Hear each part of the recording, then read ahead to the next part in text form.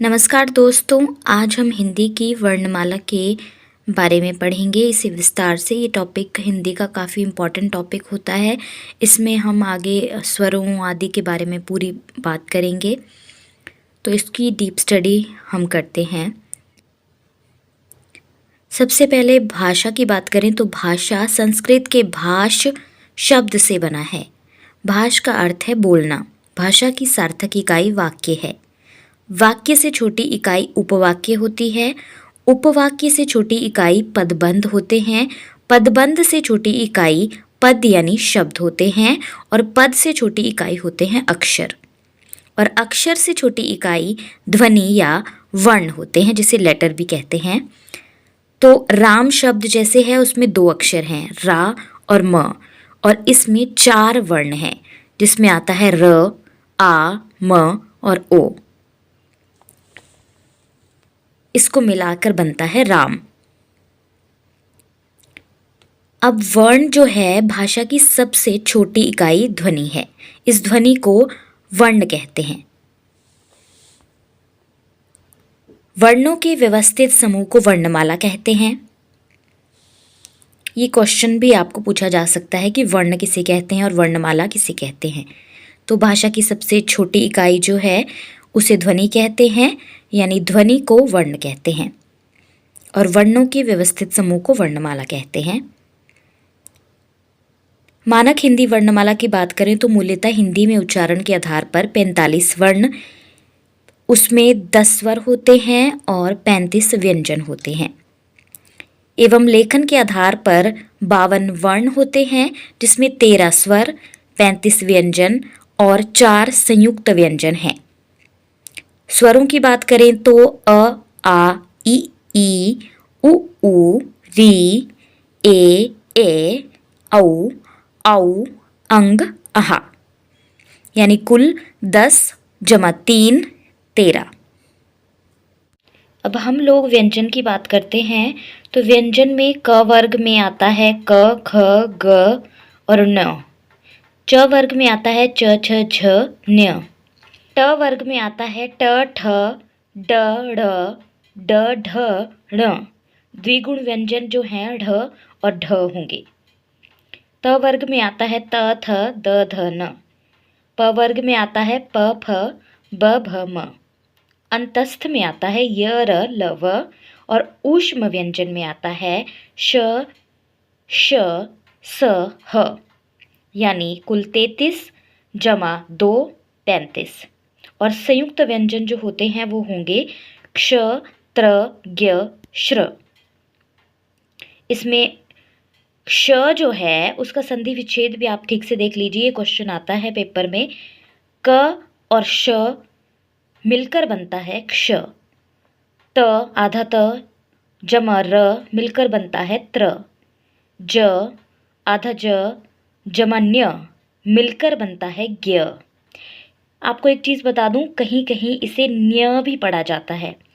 जैसे कि मैंने मराठी पढ़ी है और मराठी में इसे न्य ही कहा जाता है। हमारे यहाँ इसे ज्ञ कहा जाता है और कहीं कहीं इसे न्य पढ़ा जाता है।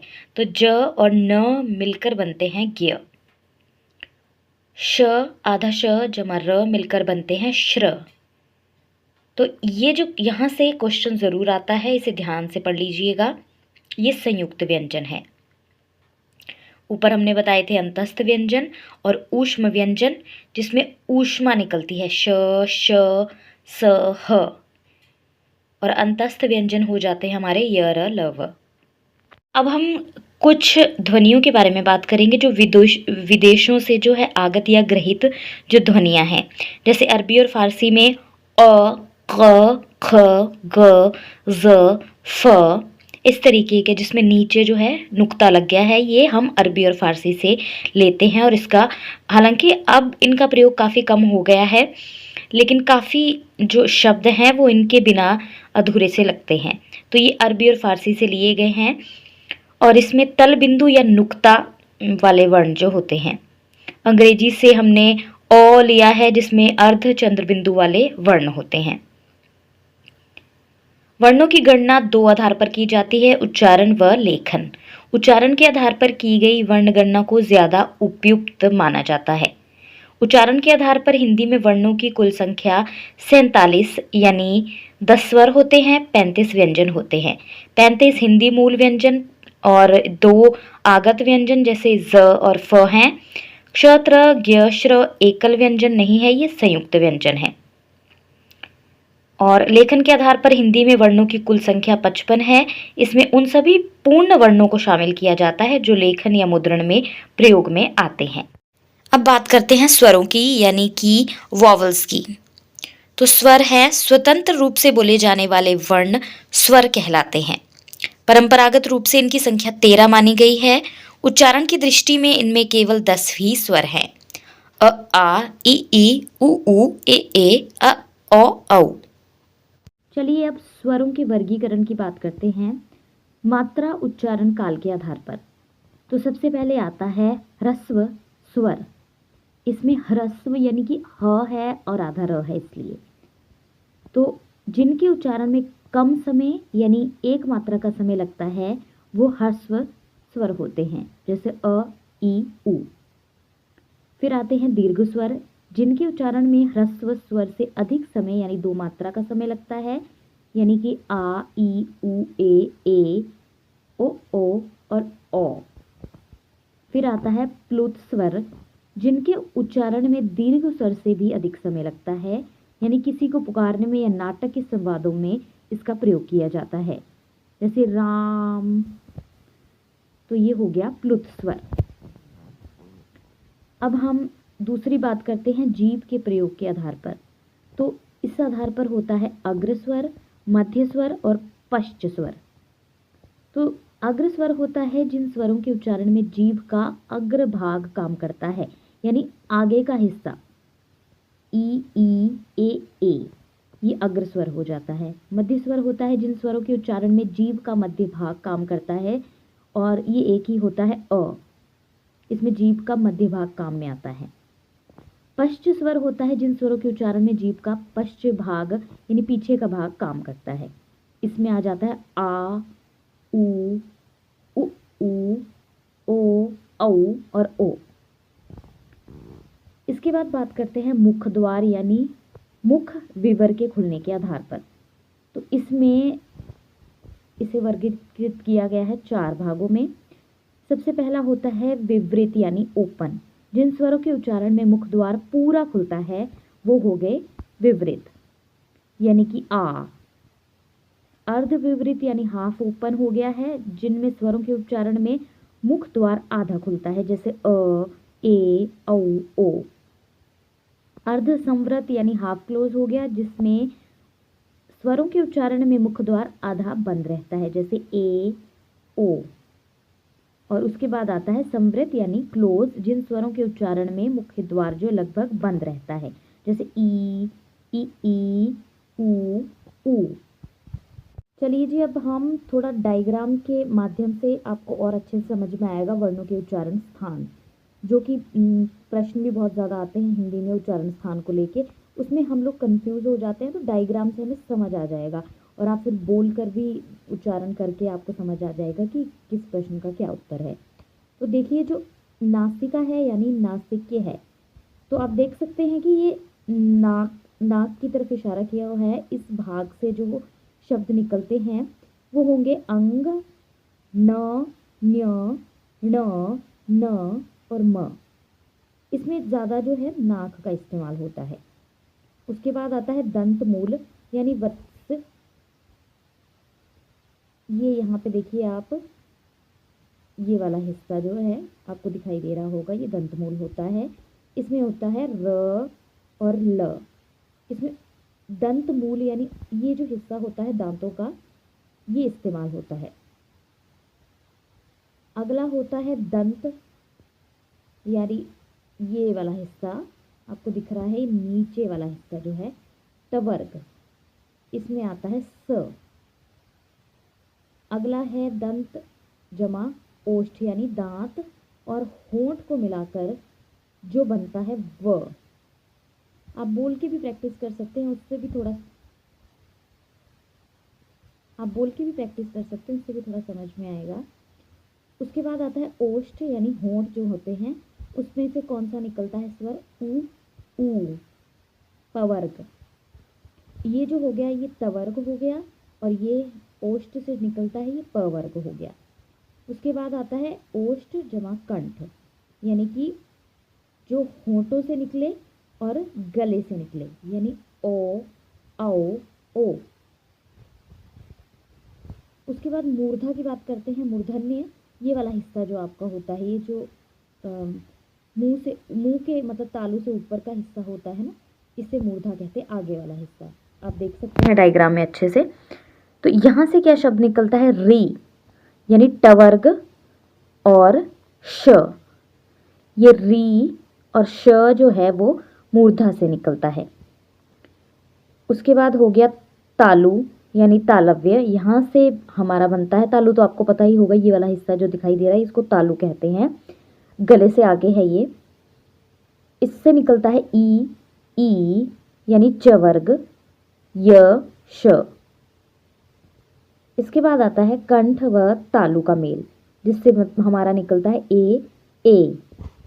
उसके बाद आता है कंठ। कंठ से हमारे निकलते हैं अ, आ, अहा, ह। ये क वर्ग है। आई होप आपको डायग्राम से थोड़ा ज़्यादा अच्छे से समझ में आया हो। उसके बाद ओंठों की स्थिति के आधार पर जो होते हैं उसके बारे में बात करते हैं स्वरों के। इसमें आता है अवृतमुखी, जिन स्वरों के उच्चारण में होंठ वृत्तमुखी या गोलाकार नहीं होते। जैसे कि नाम से आपको सामने दिख रहा है ना, अवृतमुखी यानी वृत्त नहीं होना, तो गोलाकार नहीं होता है। उसमें आते हैं अ, आ, ई, ए। और जो वृत्तमुखी होते हैं यानी कि गोला बनाते हैं, यानी होंठ जिसमें वृत्तमुखी होते हैं, वो होते हैं ऊ, ओ, औ, आओ, ओ। अगले वर्गीकरण की बात करें तो हवा के नाक व मुंह से निकलने के आधार पर, तो इसमें आता है निर्नुनासिका यानी मौखिक स्वर, जिन स्वरों के उच्चारण में हवा केवल मुंह से निकलती है, अ, आ और ई। अनुनासिक स्वर होते हैं जिन स्वरों के उच्चारण में हवा मुंह के साथ साथ नाक से भी निकलती है, जैसे अंग, आंग, ई इत्यादि, यानी नाक का भी जिसमें उपयोग होता है। उसके बाद आता है घोषत्व के आधार पर। अगला आता है घोषत्व के आधार पर। घोष का अर्थ है स्वर तंत्रियों में श्वास का कंपन। स्वर तंत्री में जब कंपन होता है तो सघोष ध्वनियां उत्पन्न होती हैं। सभी स्वर सघोष ध्वनियां होती हैं, यानी सभी जो ध्वनियां होती हैं, जो स्वर होते हैं, उसमें जो है श्वास का कंपन होता है, तो ये सघोष ध्वनियां होती हैं। उसके बाद हम बात करते हैं, स्वर हमने पढ़ लिए, उसके बाद बात करते हैं व्यंजनों की। यानी व्यंजन जो है स्वर की सहायता से बोले जाने वाले वर्ण व्यंजन कहलाते हैं। प्रत्येक व्यंजन के उच्चारण में अस्वर मिला होता है। अ के बिना व्यंजन का उच्चारण संभव नहीं। परंपरागत रूप से व्यंजनों की संख्या 33 मानी जाती है। द्विगुण व्यंजन ढ़, ढ को जोड़ देने पर इनकी संख्या 35 हो जाती है। व्यंजनों का वर्गीकरण कैसे किया जाता है?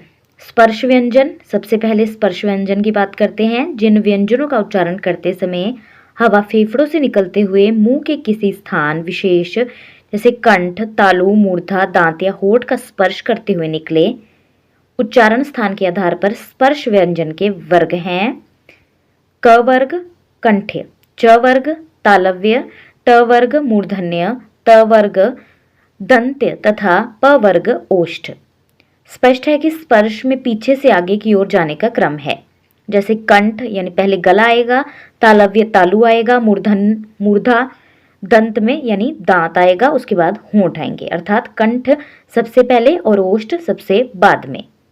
आगे बात करते हैं इनका वर्गीकरण, उच्चारण स्थान और अघोष अल्पप्राण, अघोष महाप्राण, सघोष अल्पप्राण और सघोष महाप्राण, सघोष अल्पप्राण नासिक्य। तो इनके एग्जाम्पल यहाँ दिए गए हैं, जिसमें कंठ में उच्चारण स्थान जो होता है वो कंठ होगा। इसमें होगा अघोष अल्पप्राण में क, अघोष महाप्राण में आता है ख, सघोष अल्पप्राण में आता है ग, सघोष महाप्राण में आएगा ख और सघोष अल्पप्राण नासिक्य में आएगा न्य। तालव्य की बात करें तो इसमें उच्चारण स्थान होता है तालु, मुंह के भीतर की ऊपरी छत का पिछला भाग। इसमें आता है च, छ, ज, झ, न्य। मूर्धन्य की बात करें तो मूर्धा आपको बताया था, मुंह के भीतर ऊपरी छत का अगला भाग, उसे मूर्धा कहते हैं, जिसमें ट, ठ, ड, ढ, ण आता है। उसके बाद दंत यानी दांत, जिसमें त, थ, द, ध, न आता है। ओष्ठ में आता है प, फ, ब, भ, म। तो कुछ लोग च वर्ग को स्पर्श संघर्षी भी मानते हैं। घोषत्व के आधार पर घोष का अर्थ है स्वर तंत्रियों में ध्वनि का कंपन, और अघोष जिन ध्वनियों के उच्चारण में स्वर तंत्रियों में कंपन ना हो। हर वर्ग का एक ला और दो रा व्यंजन। सघोष और घोष जिन ध्वनियों के उच्चारण में स्वर तंत्रियों में कंपन हो। हर वर्ग का तीसरा, चौथा और पांचवा व्यंजन। प्राणत्व के आधार पर हम बात करें तो यहाँ प्राण का अर्थ हवा से है। तो अल्प प्राण जिन व्यंजनों के उच्चारण में मुंह से कम हवा निकले, तो हर वर्ग का पहला, तीसरा और पांचवा व्यंजन। महाप्राण यानी जिन व्यंजनों के उच्चारण में मुख से अधिक हवा निकले।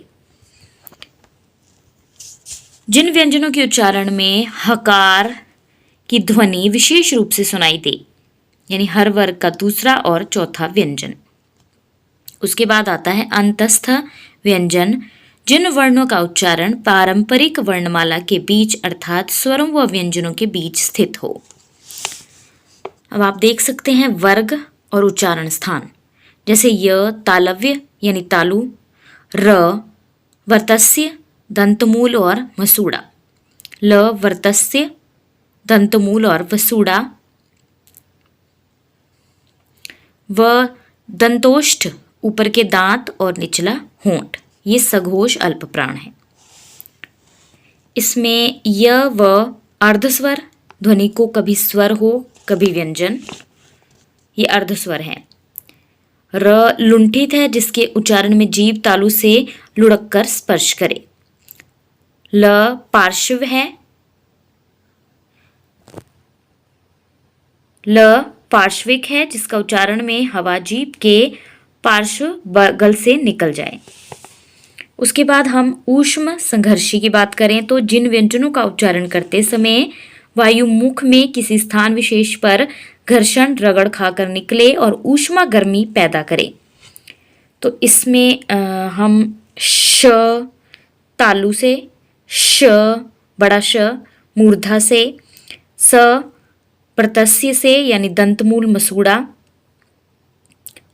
और ह जो है वो स्वर यंत्र है, कंठ के भीतर स्थित सघोष महाप्राण है ये, और ये तीन ऊपर अघोष महाप्राण। और ये उत्क्षिप्त हैं ढ और ढ़, जिनके उच्चारण में जीभ पहले ऊपर उठकर मूर्धा का स्पर्श करे और फिर झटके के साथ नीचे को आए। ढ़ और ढ हिंदी के विकसित व्यंजन है, ये संस्कृत में नहीं थे। ढ़ मूर्धन्य सघोष अल्प प्राण और ढ मूर्धन्य सघोष महाप्राण। आगे बात करते हैं आगत ग्रहित ध्वनियों के बारे में। तो इसमें वो आ गए जिसमें नुक्ता लगा हुआ है, देखिए क स्पर्शी कंठ जीवामूल अघोष अल्प प्राण। ख ऊष्म संघर्षी कंठ जीवामूल अघोष महाप्राण। ग ऊष्म संघर्षी कंठ जीवामूल सघोष अल्प प्राण। ज ऊष्म संघर्षी वृतस्य सघोष अल्प प्राण। फ ऊष्म संघर्षी दंतोष्ठ अघोष और महाप्राण। इसके बाद एक इम्पॉर्टेंट चीज़ और आपको बता देती हूँ, शब्दकोश देखने का सही तरीका। शब्दकोश में पहले स्वर बाद में व्यंजन का क्रम आता है। शब्दकोश में अनुस्वार और विसर्ग का स्वतंत्र वर्ण के रूप में प्रयोग नहीं होता, लेकिन संयुक्त वर्णों के रूप में इन्हें अ, आ, औ से पहले स्थान मिलता है। जैसे कंग, कहा, क, का, की, कु, के, कौ, कौ। शब्दकोश में पूर्ण वर्ण के बाद संयुक्ताक्षर का क्रम आता है, जैसे कंग, कहा, क, का, को, कौ के बाद क्य, क्र, क्ल, क्व और श। शब्दकोश में क्ष त्र ज्ञ का कोई पृथक शब्द संग्रह नहीं मिलता क्योंकि ये संयुक्ताक्षर होते हैं। अतएव इनसे संबंधित शब्दों को ढूंढने के लिए इन संयुक्ताक्षरों के पहले अक्षर या वर्ण वाले खाने में जाना होता है। जैसे यदि हमें क्ष ढूंढना है यानी क और श से मिलाकर जो बनता है, तो संबंधित शब्द का अर्थ ढूंढना हो तो हमें क वाले खाने में जाना होगा। इसी तरह त्र जो है, त्र को आपको पता है कि संधि विच्छेद त और र होता है, इसलिए त वाले खाने में जाना पड़ेगा। ज्ञ में ज और न और ज के इसमें ज के लिए जाना पड़ेगा और श्र आपको बताया था श और र के लिए श में जाना पड़ेगा। और न्य ण्य ण ण से कोई शब्द शुरू नहीं होता, इसलिए स्वतंत्र रूप से शब्दकोश में नहीं मिलते। आपको भी पता है कि इन शब्दों से कोई भी शब्द नहीं बन सकता। ये सिर्फ पीछे लगाने के लिए, बीच में इस्तेमाल करने के लिए इस तरह के शब्द हैं। तो शब्दकोश में तो इनसे तो कोई शब्द नहीं होगा।